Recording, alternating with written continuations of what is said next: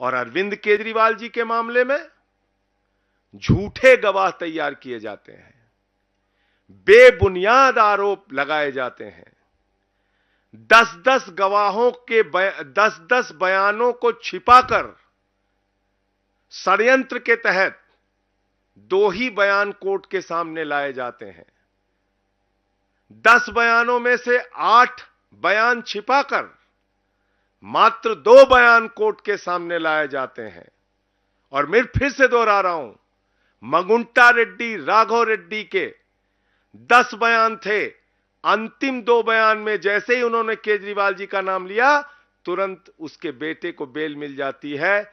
और मंगुंटा रेड्डी कौन है? आज की तारीख में वो एनडीए का प्रत्याशी है। आंध्र प्रदेश में नरेंद्र मोदी जी की तस्वीर लगा के वोट मांग रहा है, जिसके ऊपर भारतीय जनता पार्टी और ईडी ने शराब घोटाले का आरोप लगाकर उसकी जांच शुरू की थी। आज वो कैसे मोदी की तस्वीर लगा के वोट मांग रहा है? मुझे जवाब दो भारतीय जनता पार्टी के लोगों। शरद रेड्डी 12 बयान उसके लिए जाते हैं, अरविंद केजरीवाल जी के बारे में एक शब्द नहीं बोलता। अंतिम 2 बयान में बोलता है, 10 बयान में नहीं बोलता। और जैसे ही 2 बयान में वो नाम लेता है केजरीवाल जी का, उसको तुरंत बेल मिल जाती है और वो छूट जाता है कमर दर्द के नाम पे। ये राजनीतिक षड्यंत्र नहीं तो और क्या है? चंदन रेड्डी नाम के एक गवाह का कान का पर्दा फाड़ दिया गया, हाई कोर्ट में उसने अपील की। समीर महेंद्रू पे दबाव बनाया गया, अरुण पिल्लई पे दबाव बनाया गया, गवाहों को डराया गया, धमकाया गया। और तब यह पूरा मामला केजरीवाल जी के खिलाफ तैयार किया गया। मैं पूछना चाहता हूं भारतीय जनता पार्टी के लोगों से, मैं पूछना चाहता हूं हिंदुस्तान की राजनीति में आजादी के बाद से लेकर अब तक की सबसे भ्रष्ट पार्टी भारतीय जनता पार्टी से और बीजेपी की सरकार से, क्या आप मुझे जरा बताइए कि जब 60 करोड़ का सीधा मनी ट्रेल तुम्हारे खिलाफ मिल गया तो तुम्हारे नेताओं से पूछताछ ईडी और सीबीआई क्यों नहीं कर रही? क्यों नहीं अब तक एलजी ने चिट्ठी लिखी, जांच की?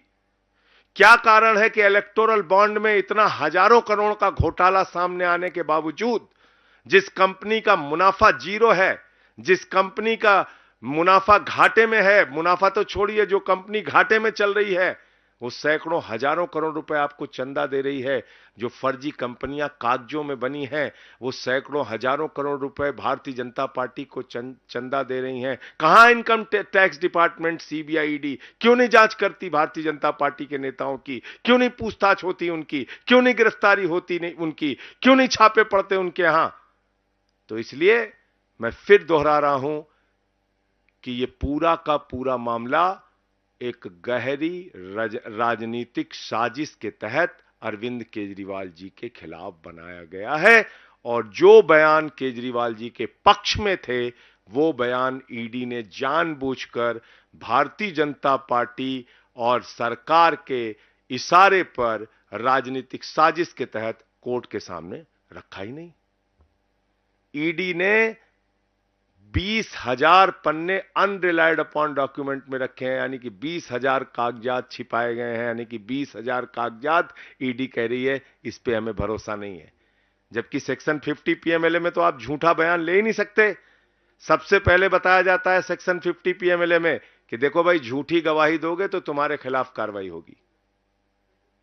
तो किसके खिलाफ कार्रवाई की? अगर 8 बयान किसी आदमी ने दिए और केजरीवाल जी का नाम नहीं लिया, और अचानक जैसे उसने केजरीवाल जी का नाम लिया उसको बेल मिल जा रही है, तो वो 8 बयान झूठे तो है नहीं, क्योंकि वो सेक्शन 50 में दर्ज है। उसको आपने क्यों छिपा लिया? 12 बयान शरद रेड्डी के होते हैं। और आप बताइए, शरद रेड्डी 10 नवंबर को अरेस्ट हो रहा है और 15 नवंबर को बीजेपी को 5 करोड़ की रिश्वत दे रहा है, और अपनी गिरफ्तारी से लेकर रिहाई तक 55 करोड़ रुपए की रिश्वत बीजेपी को दे रहा है। उसकी जांच नहीं होगी।